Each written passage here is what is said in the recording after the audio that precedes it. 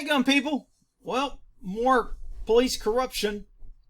I mean, it's just becoming so natural now. And I know there's people that are going to say it's been around forever. You just didn't know it because you were in it.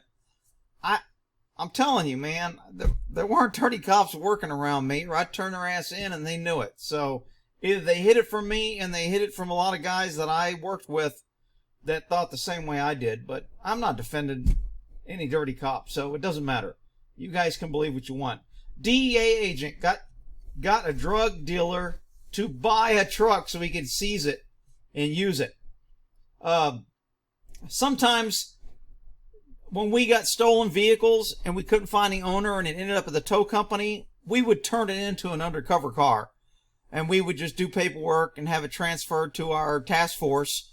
And that would be our new car that we'd want to go out and get stolen, or we'd put locks or whatever. So that's how we get cars sometimes. This is the first time I've ever heard of somebody actually getting a drug dealer to go out and buy the car that you want just so you can seize it and then you get it to drive around.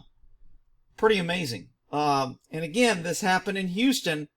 A lot of crookedness in Houston, but don't worry, the feds are looking into it. And they're, you know, Houston's investigating themselves where Goins killed those two people. But I thought this was an interesting case, and it just comes up more and more in police corruption, where these cops are getting more bold and brazen, just like government, just like anybody does when you allow them to cover their face, when there's no accountability, when they know that they're not going to be held accountable and there's no checks and balances. And you still got idiots running around saying, if we just had more government and more police, and if we just had more citizens that weren't armed that could push back against government, suddenly we'd be safer and all the problems would go away. Just an ignorant belief, but it's out there.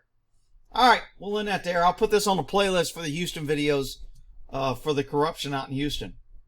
We'll end that there.